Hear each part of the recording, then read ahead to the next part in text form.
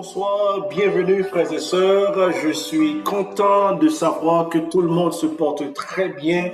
Je suis content aussi de savoir que vous avez profité de ces quelques semaines de vacances et que vous êtes revenus en pleine forme. Vous êtes prêts pour partir à l'aventure. Vous êtes prêts tout comme moi pour en fait commencer cette nouvelle aventure qui est en fait les secrets du royaume des cieux.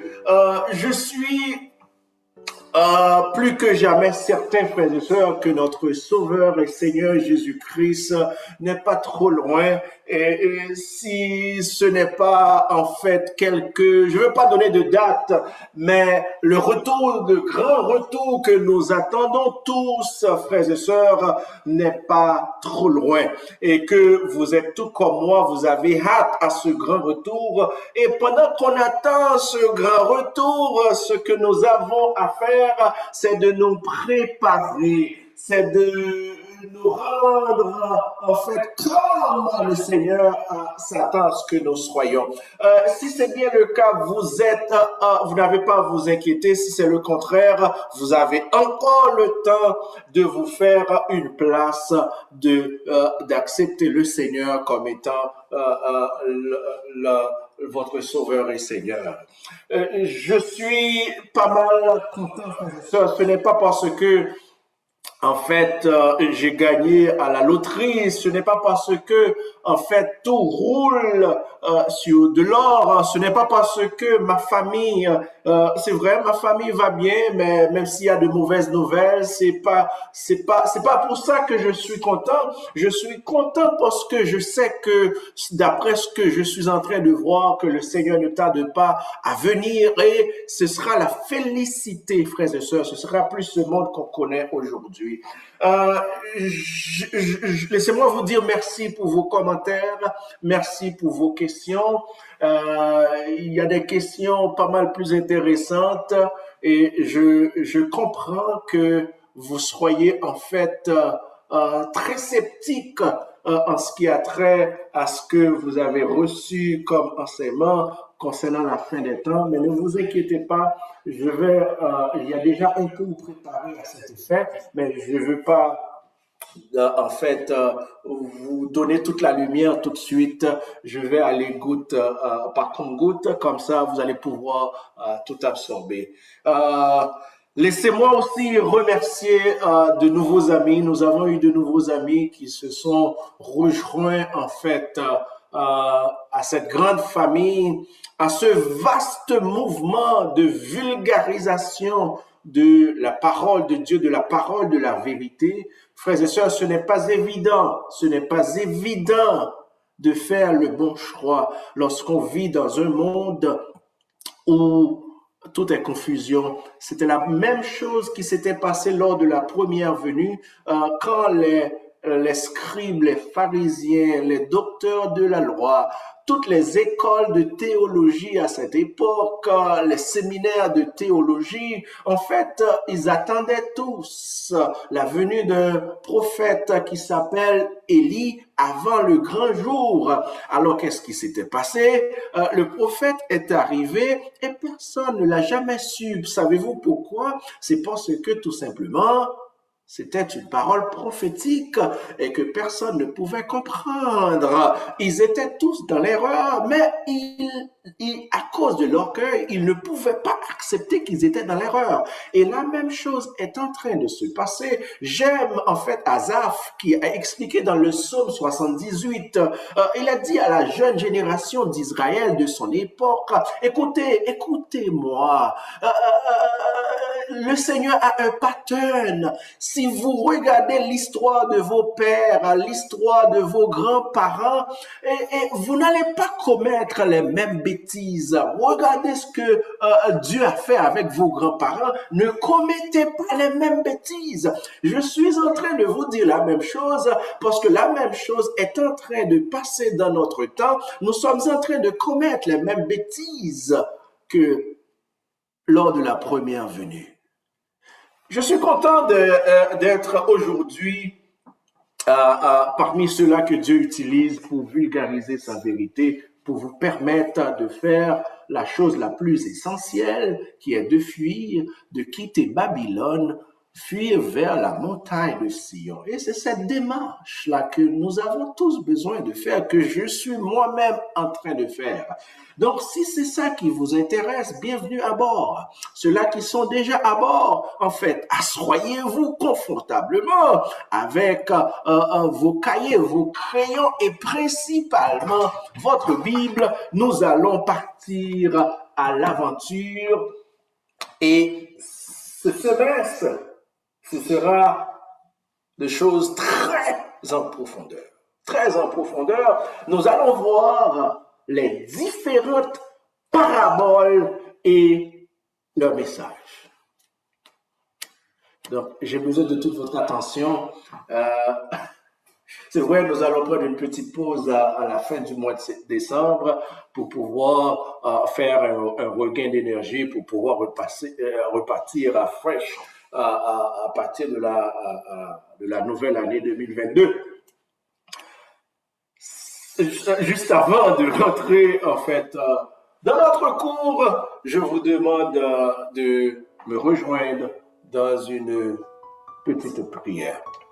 Seigneur Dieu Tout-Puissant, infiniment grand, Dieu 3 fois saint, merci de cette grâce. Merci de nous avoir accordé la grâce, la faveur de pouvoir nous défaire de toute activité mondaine, de toute activité, Seigneur Père, qui pourrait nous garder occupés. Ce n'est pas évident dans un monde égoïste, dans un monde où tout est centré vers la recherche du mieux-être, de l'argent, du bien-être. Seigneur Père, de trouver un espace de temps où l'on cherche ce qui est essentiel, ta présence, Seigneur. Aujourd'hui, c'est ce que nous sommes en train de faire, Seigneur. Nous sommes en train de nous défaire de toute autre activité, de nous focuser, Seigneur Père, sur ce qui est essentiel à toi-même, Seigneur. Révèle à nous, nous qui sommes humbles, nous qui avons, Seigneur, estimé important de trouver ce temps. Donne-nous la capacité de comprendre ta parole. Révèle-toi, Seigneur, et donne-nous le plus important, la capacité d'épouser les bonnes actions, les bonnes attitudes. Et comme ça, nous serons avec toi très bientôt, pour toujours. Seigneur, à la fin, que toute la gloire te revienne. Et c'est au nom de Jésus-Christ, ton Fils, que nous t'en prions. Amen. Frères et sœurs, pour ceux qui ne me connaissent pas, mon nom c'est Rousni Madestin, c'est votre humble serviteur, c'est votre frère qui a reçu en fait une mission de vulgariser la vérité. Et c'est ce que je suis en train de faire. Et je vais vous demander deux petites choses si vous ne l'avez pas encore fait. C'est premièrement de cliquer sur la petite cloche de notification. Comme ça, vous n'allez rien rater et de vous abonner. Comme ça aussi, vous allez avoir accès à ce vaste mouvement, aux différents cours, tout ce qu'il y a dans notre chaîne, vous allez y avoir accès. Et comme ça, vous allez prendre votre temps, vous qui avez raté les anciens cours, les uns pas mal plus importants que les autres. Comme ça, vous n'allez rien rater. Et la dernière chose que je vous demande de faire, c'est de participer dans ce vaste mouvement de vulgarisation de la vérité en partageant ces cours et en invitant vos amis, les membres de la famille, à eux aussi s'y abonner. Et comme ça, frères et sœurs, nous allons faire partie de cette vaste armée que Dieu va constituer à la fin des temps. Dieu va constituer une vaste armée à la fin des temps. À la fin des temps. Il va commencer avec un faible reste. Il va commencer avec un faible reste et à la fin des temps, ce faible reste va constituer une armée si nombreuse que personne ne pourra compter. Alléluia. J'espère que chacun de vous fera partie de cette armée-là. Frères et sœurs, je vous demanderai de me rejoindre aujourd'hui, ce soir, dans cette aventure, les secrets du royaume des cieux. Les secrets du royaume des cieux. Notre texte de référence se trouve en Matthieu 13, Matthieu le 13e chapitre. Nous lirons inclusivement du 34e verset jusqu'au 35e verset. J'espère que vous avez vos Bibles. J'espère que vous êtes prêts. Nous allons lire notre texte de référence. N'oubliez pas, le sujet du jour, c'est les secrets du royaume des cieux. Les secrets du royaume des cieux. C'est vrai, tout le monde parle du royaume des cieux, mais il n'y a personne qui puisse vous dire c'est quoi le royaume des cieux. Je vais vous le dire et vous allez le voir au fur et à mesure. Mais pourquoi les secrets du royaume des cieux? Pourquoi? Et c'est ce que nous allons voir tout au long de ce cours, frères et sœurs. Mais je vous le dis maintenant que vous soyez prêts. Nous commençons à entrer dans des choses plus en profondeur. Nous allons voir les différentes paraboles. Les secrets du royaume des cieux, ce n'est qu'une introduction aux différentes paraboles. Comme diraient les anglophones, get ready for it. Préparez-vous. Préparez-vous. J'ai besoin de toute votre attention ici. Il y a des révélations à faire. Je vous demande de me rejoindre dans Matthieu chapitre 13, 34 et 35. Très important ici. Je lis pour vous. 2, 3, go. Jésus dit à la foule toutes ces choses en parabole. Et il ne lui parlait point sans parabole, afin que s'accomplisse ce qu'il avait été annoncé par le prophète. J'ouvrirai ma bouche en parabole, je publierai ces choses cachées depuis la création du monde. Alléluia. Alléluia. Je publierai ces choses cachées depuis la fondation du monde. Donc, frères et sœurs, mon problème ici, c'est que, contrairement, j'avais déjà partagé cette expérience. J'étais à une formation au Nigeria. C'était en 2011. Il y avait un pasteur très fameux qui, en fait, a écrit un livre sur les paraboles des talents. Les talents. Le gars a fait beaucoup d'argent. Je me souviens pour participer à un de ces séminaires. Oh, il fallait dépenser beaucoup d'argent. Il fallait prendre de bonheur. Et puis, il expliquait la parabole des talents, que c'était un moyen pour faire beaucoup d'argent. C'était en fait, c'était plus économique, comment on pouvait faire fructifier son investissement, comment on pouvait utiliser son argent pour pouvoir en fait être riche matériellement. Et puis, moi, j'étais à cette époque aveugle, je dois l'avouer, en 2011. J'étais passionné, j'achetais des livres, les livres de ce gars, je lisais ses commentaires, je regardais ses vidéos, je prenais des notes et je dois m'en excuser, je partageais ces informations à l'église que je dirigeais à cette époque. Mes frères et sœurs, alors que je suis maintenant en détention de la vérité, je comprends que ce gars était dans l'erreur. Et c'est ce que vous allez voir. C'est ce que vous allez voir. Et donc, le Seigneur a dit,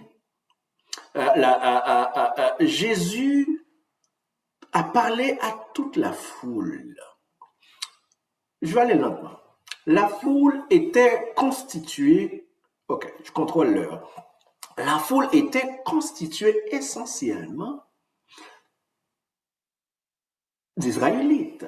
C'était le peuple d'Israël. Il y avait les pharisiens, le peuple, il y avait les sadducéens, il y avait aussi Jésus, les disciples. Donc, en d'autres termes, Jésus enseignait au peuple de Dieu. Si je veux extrapoler aujourd'hui, je dirais que Jésus est en train d'enseigner à l'Église. Contrairement à ce que nous faisons, nous, on essaie de faire de l'évangélisation à ceux-là qui n'ont pas encore connu Christ, mais je dirais la bonne évangélisation devrait commencer au sein de l'Église, parce que l'Église n'a pas aujourd'hui, au moment où je vous parle, la vérité. Mais laissez-moi vous dire, Jésus enseigna au peuple d'Israël d'alors. Et qu'est-ce que la Bible nous dit? La Bible dit tout ce que Jésus disait, il les disait en parabole. Il les disait en parabole. Mais la question, je ne vais pas en fait répondre à qu'est-ce que c'est qu'une parabole, parce que si vous ne le savez pas, référez-vous. Nous avons fait un cours qui s'appelle Introduction à la prophétie. Nous avons pris le soin d'expliquer qu'une prophétie est toujours codée en parabole, est toujours annoncée en parabole. Et ça veut dire, lorsque vous voyez une parabole, c'est une prophétie, frères et sœurs. Donc, il ne faut jamais prendre les paraboles de manière littérale.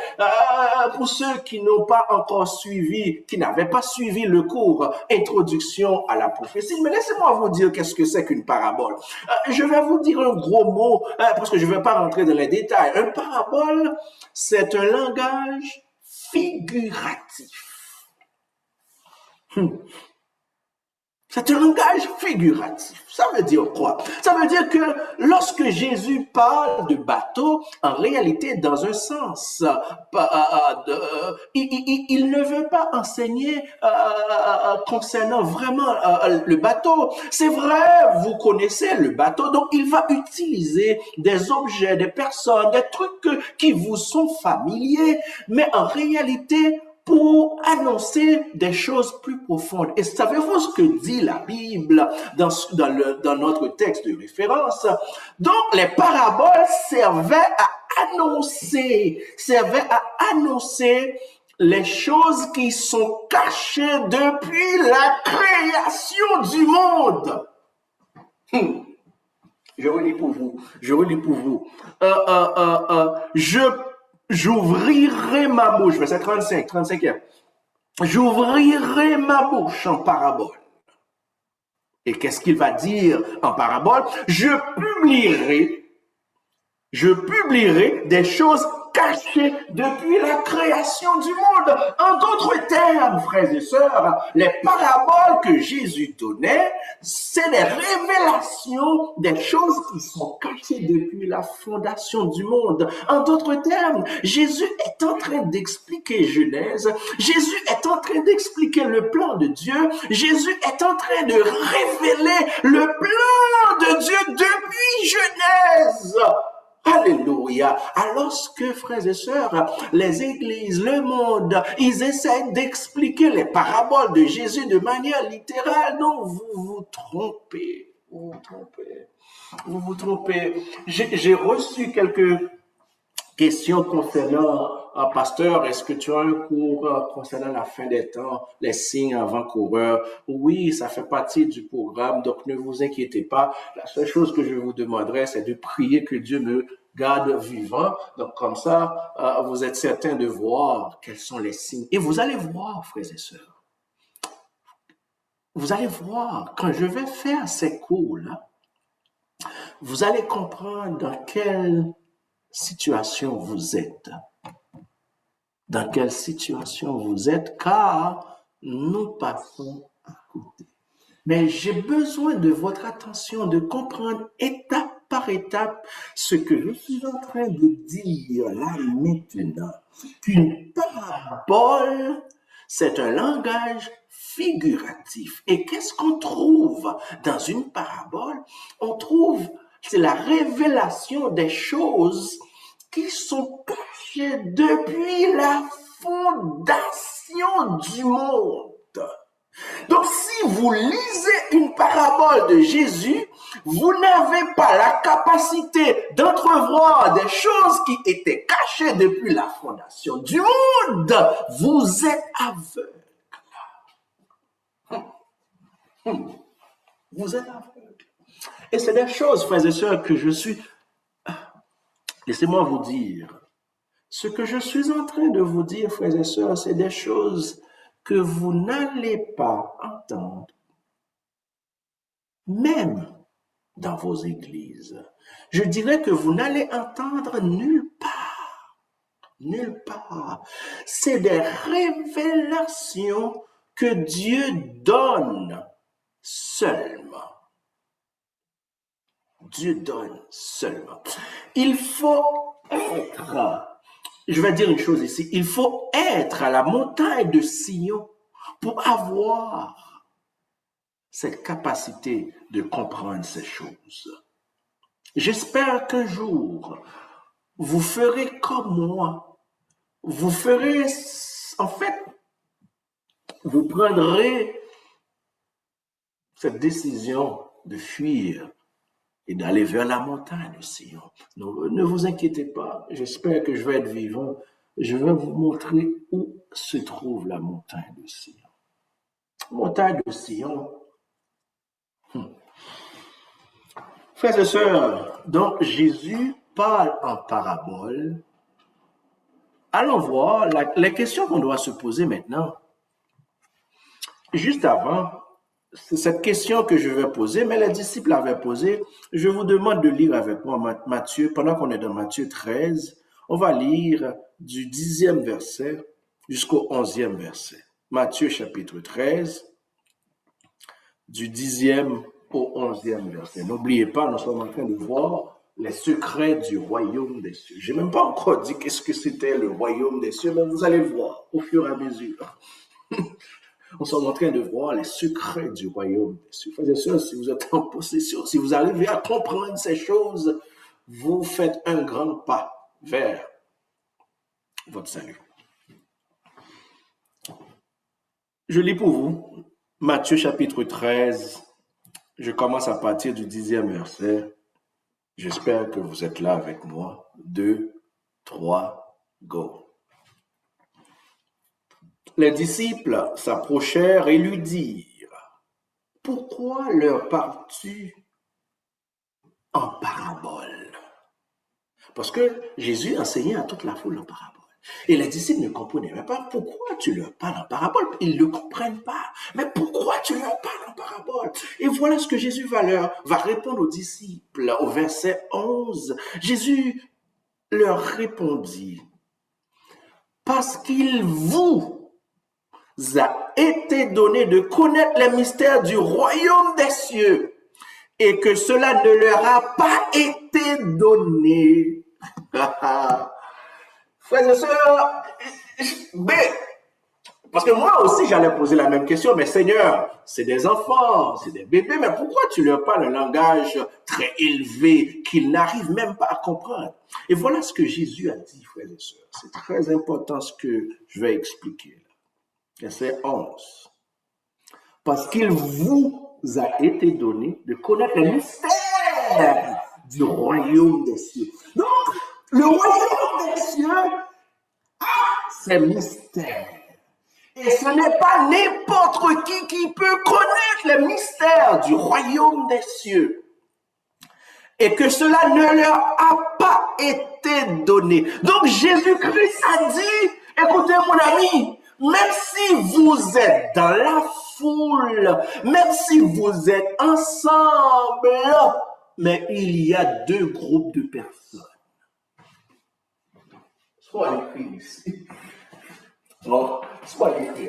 Jésus a dit, il y a deux groupes, mon ami. Il y a vous et il y a eux. Il y a vous, il y a eux.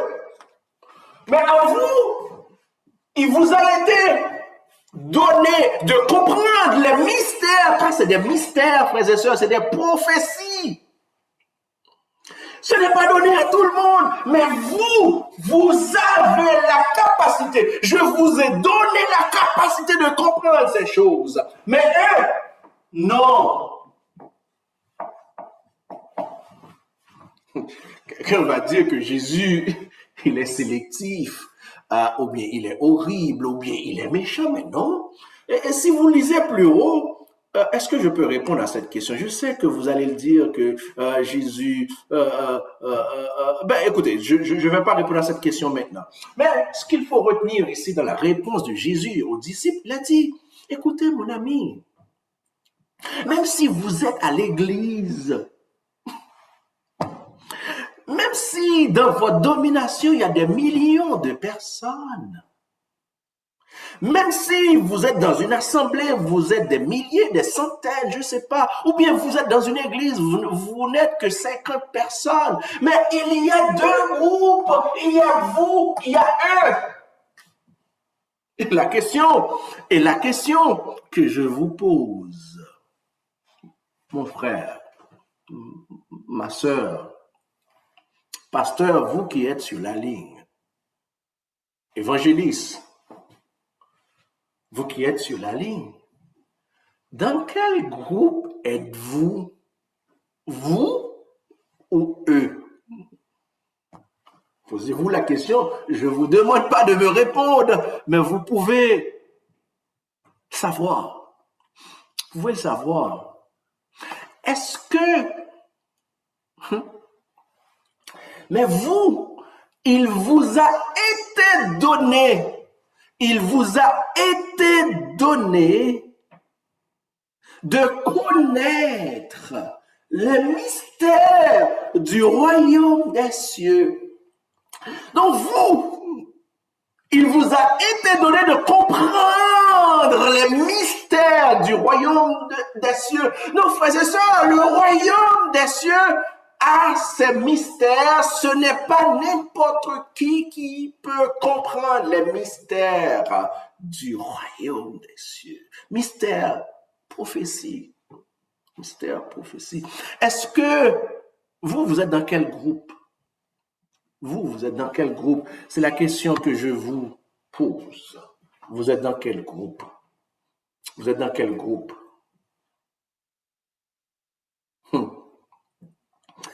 Il vous a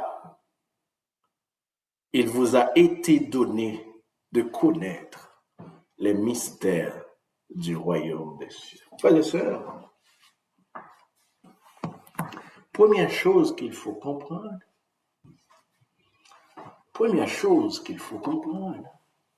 et qu'il faut se mettre en tête, c'est que peu importe l'endroit où vous soyez et que vous vous appelez peuple de Dieu. Je suis en train de parler dans un langage plus ou moins en fait caché parce que je sais que vous êtes des adultes, vous allez comprendre. Je ne veux pas attirer de la persécution là maintenant. Peu importe l'espace où vous vous trouvez maintenant et que vous êtes le peuple de Dieu, mais sachez-le bien, frères et sœurs, à l'intérieur de cette congrégation, il y a deux groupes. Ce n'est pas moi qui l'ai dit, c'est le Seigneur. Il y a deux groupes. Il y a vous, il y a eux, eux autres. Mais à vous, comment je vais déterminer si je suis dans le vous ou si je suis dans le eux? Et quel doit être mon comportement, mon attitude si je suis dans le vous? Et en même temps, si aujourd'hui je suis dans le eux, que dois-je faire?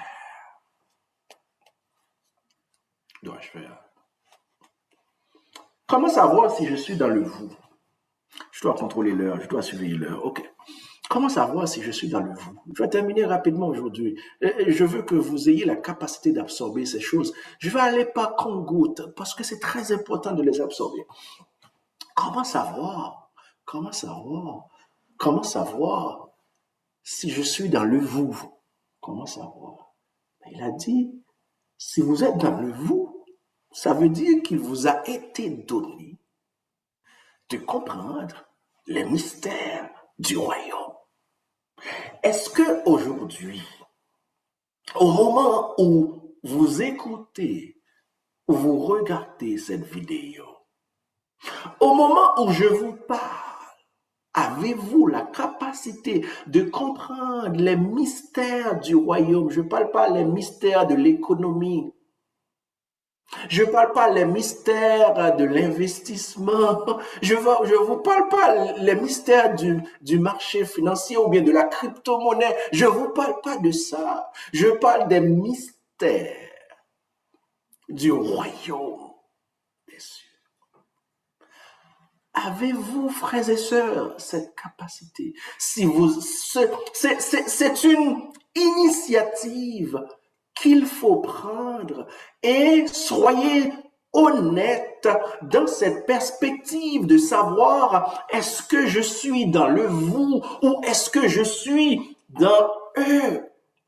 Donc, frères et sœurs, si vous êtes honnête, vous allez savoir est-ce que vous êtes en possession. Vous pouvez faire semblant, mais si vous rentrez à l'intérieur de vous, vous allez comprendre aisément est-ce que vous êtes dans le vous ou vous êtes dans le eux. Si vous êtes dans le vous, ça veut dire vous avez la capacité de comprendre les mystères. Mystère ici, ça veut dire les prophéties. Les prophéties qui concernent le royaume des cieux. Maintenant, si vous ne pouvez pas, soyez honnête. Il fut un temps que je n'étais pas capable. Donc, j'étais dans le eux. J'étais dans le E. Mais maintenant, alors que je suis dans ma route vers la montagne du Sion, au fur et à mesure, j'entrevois la lumière. Je suis content, j'avance à petits pas, c'est vrai, mais j'entrevois la lumière. Mais je suis en train de laisser le E pour aller vers le vous. Frères et sœurs, cela ne suffit pas d'être à l'église, de faire partie d'une dénomination ou d'avoir un titre, pasteur, bishop, archibishop, prophète, ou bien, je ne sais pas, mais ce qui est essentiel, où êtes-vous? Dans quel groupe vous êtes? Vous faites partie de quel groupe? Voilà le plus important, frères et sœurs. La question que je vais poser, j'espère. La question que je vais poser ici, pourquoi Jésus parle en parabole? Vous pouvez entrevoir la réponse, mais je vais aller en détail. Pourquoi Jésus parle en parabole? Pourquoi Jésus parle-t-il en parabole? Pourquoi Jésus parle-t-il en parabole? Matthieu 13, verset 35. On revient à notre texte de référence. Pourquoi Jésus parle-t-il en parabole? Maître, pourquoi tu leur parles en parabole? Matthieu 13, verset 35. Première chose.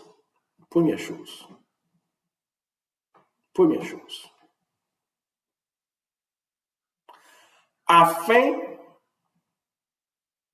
que s'accomplisse ce qui a été annoncé par le prophète. J'ouvrirai ma bouche en parabole, je publierai des choses cachées depuis la création du monde. Il y a deux réponses dans ce seul verset. Il y a deux réponses dans ce seul verset qu'on va voir.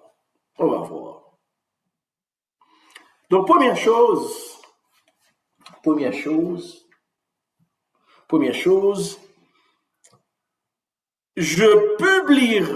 j'ouvrirai ma bouche en parabole. Je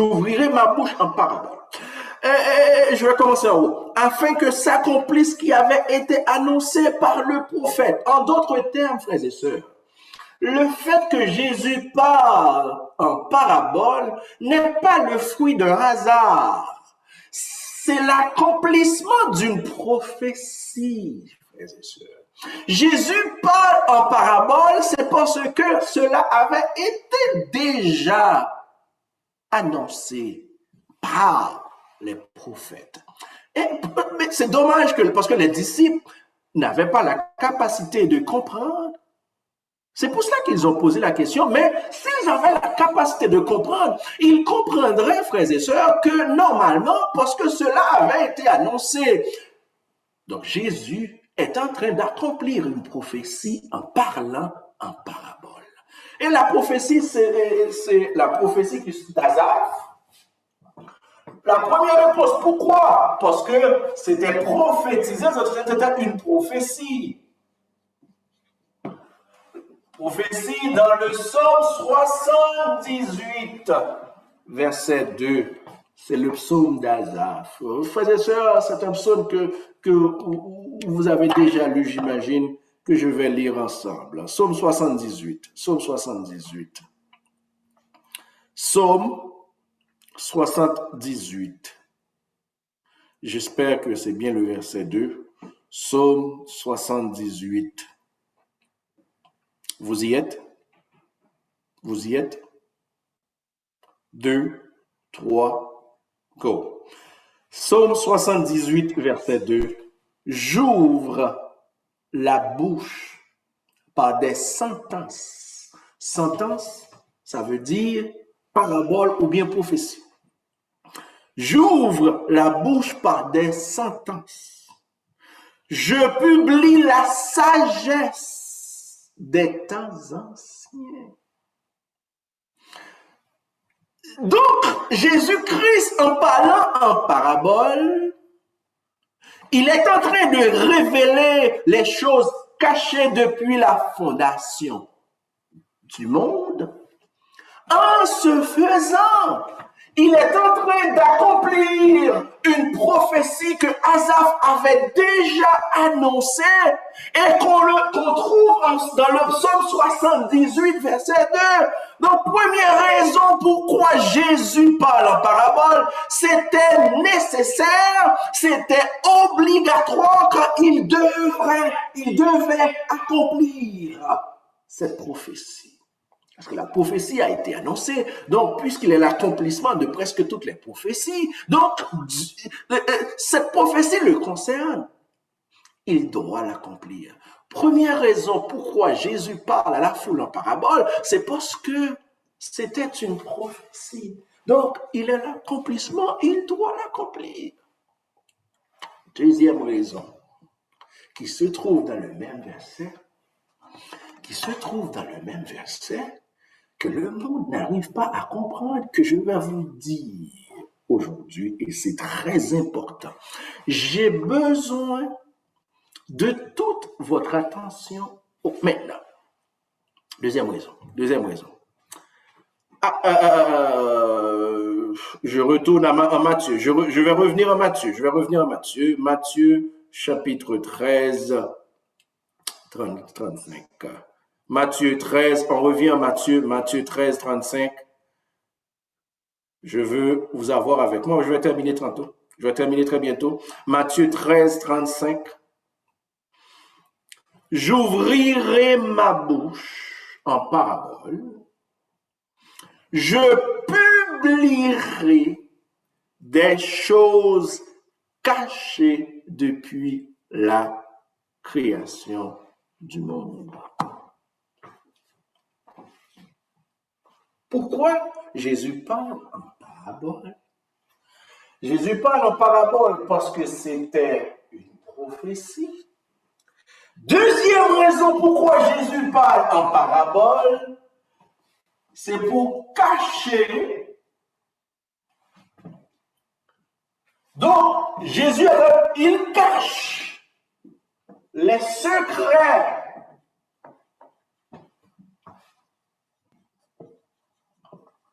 du royaume des cieux à l'ennemi.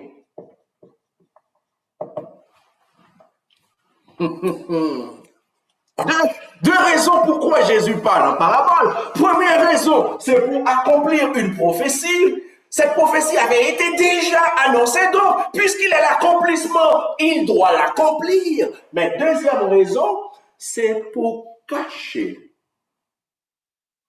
à certains et révéler à d'autres les choses qui étaient cachées depuis la fondation du monde. Bon, je vais dire quelque chose de très grave. Je vais dire quelque chose de très grave. En résumé, on va résumer tout ça. Donc Jésus cache la vérité à l'ennemi, mais révèle cette vérité à ses amis. Et deuxième raison pourquoi Jésus parle en parabole, c'est parce que cela devait être accompli. C'est une prophétie qui avait été déjà annoncée et de ce fait, Jésus est en train de réaliser, d'accomplir cette prophétie. Je vais dire une chose ici, là, très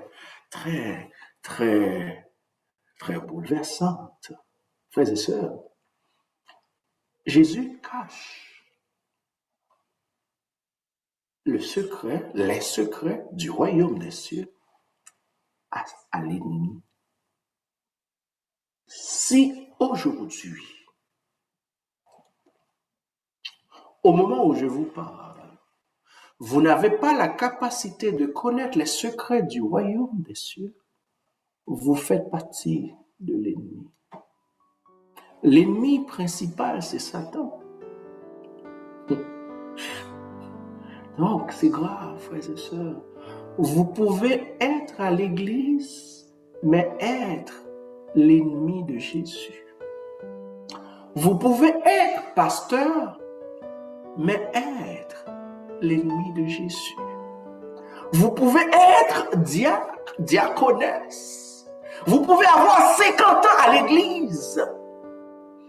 Et puis, vous êtes l'ennemi de Jésus. Frères et sœurs, souvenez-vous de cette histoire, dans cette conversation que Jésus a eue avec les pharisiens. Jésus a dit aux pharisiens que vous faisiez les œuvres de votre père, Satan le diable. Les pharisiens étaient estomaqués, ils étaient offusqués, ils étaient fâchés, car, disait-il, nous sommes les enfants, nous sommes les fils légitimes d'Abraham. Conséquemment, nous avons pour père le Dieu d'Abraham. Mais Jésus leur dit non, vous faites l'œuvre de Satan. Vous faites partie de l'ennemi. Donc, frères et sœurs, aujourd'hui, vous pouvez faire partie de l'ennemi sans le savoir. Avez-vous la capacité de connaître les secrets du royaume des cieux? Jésus cache les secrets du royaume des cieux à l'ennemi. Laissez-moi terminer avec cette vérité que je vais vous dire, que vous n'allez jamais entendre nulle part. Sinon,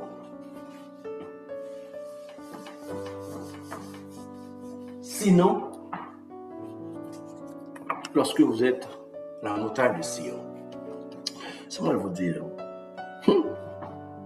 prêtez attention ici. Je termine avec ça. Satan, en Genèse, Satan a corrompu le plan de Dieu, la race humaine. Mais Dieu voulant racheter sa création, Dieu voulant récupérer, référez-vous au premier cours. Ce que je suis en train de dire fait partie du premier cours Alpha et Oméga. Dieu a annoncé quelque chose. Il a dit en Genèse 3:15, il a dit, Satan, ce que tu viens de faire, c'est grave. Et conséquemment, il y aura une personne qui va sortir de cette même génération, de cette même création que tu as pervertie, Satan, Et c'est cette personne-là qui t'écrasera la tête, Satan. Depuis cette prophétie, Satan essaie par tous les moyens d'anticiper quelle est cette personne-là, que je puisse y mettre fin. Et comme ça, le plan de Dieu échouera. Frères et sœurs, qu'est-ce que Dieu fait depuis la fondation du monde? Donc Dieu garde son plan secret. Et étape par étape, au compte-gouttes, il révèle des choses au fur et à mesure, à son peuple. Je vais dire une chose ici, vous êtes assez mature pour comprendre. Dieu annonce à l'avance, révèle pour chaque prophétie, pour chaque dispensation, ce que son peuple aura besoin pour pouvoir passer à travers, jusqu'à ce qu'on arrive au plan final du second retour de Christ. Dieu n'a pas tout révélé one shot, tout d'un coup. Dieu révèle au fur et à mesure. Et c'est là que Satan n'arrive pas à comprendre. Parce que Dieu n'a pas tout révélé depuis Genèse 3:15. Il a dit à Satan, écoutez, voilà ce qui va t'arriver. Et ça s'arrête là. Maintenant, à chaque dispensation, Dieu révèle au fur et à mesure. Donc aujourd'hui, Dieu a révélé les choses qui étaient cachées depuis Genèse 3 dans ces paraboles. Si vous avez la capacité de comprendre ces paraboles, vous allez comprendre le second retour et vous allez épouser les bonnes habitudes. Frères et sœurs, que le Seigneur nous aide, car les choses qu'on est en train de voir, les paraboles, c'est les prophéties qui concernent essentiellement le royaume des cieux, le second retour. Contrairement à ce que le monde dit, frères et sœurs, les paraboles, c'est les messages les plus importants dans la Bible. Étonnamment, personne n'y prête attention. Personne. Quasiment personne. C'est des prophéties qui étaient cachées depuis la création du monde que Jésus est en train de révéler qui concernent le second retour à vous. Mais à eux autres, ils s'en foutent pas mal. On va voir la semaine prochaine pourquoi ils s'en foutent pas mal. Mais que Dieu vous aide à comprendre l'importance de ces paraboles et à épouser les bonnes attitudes. Dieu infiniment grand, merci Seigneur. Merci pour cet amour. Cet amour, Seigneur Père, malgré que nous étions en fait errants, égarés, désobéissants, méchants, arrogants. Mais tu as décidé, Seigneur Père, depuis la fondation du monde, de faire un plan de restauration pour nous autres, Seigneur Père. Et parce que, en fait, comme tu nous l'as montré, Seigneur, ce que tu veux, c'est que tu sois avec ton peuple. Contrairement à ce que le monde espère aller vivre au ciel. Mais toi, ce que tu veux et que tu as expliqué, c'est que tu veux descendre pour vivre avec les hommes. Seigneur, merci. Et que ce plan de restauration dans une vie, dans un monde où il n'y aura ni de douleur, ni de maladie, ni de mort, la mort sera réduite à néant, Seigneur. Merci pour ce plan où tu vas là, tu vas être là, ton fils Jésus va être là, les 144 000 vont être là, la grande multitude va être là, Seigneur, les anges, nous serons tous, Seigneur, dans un monde de félicité. Merci pour ce plan de restauration. Aide-nous à comprendre et à embrasser, Seigneur, cette vérité, à suivre ta loi. Et qu'à la fin, que toute la gloire te revienne. Et c'est au nom de Jésus que nous t'en prions.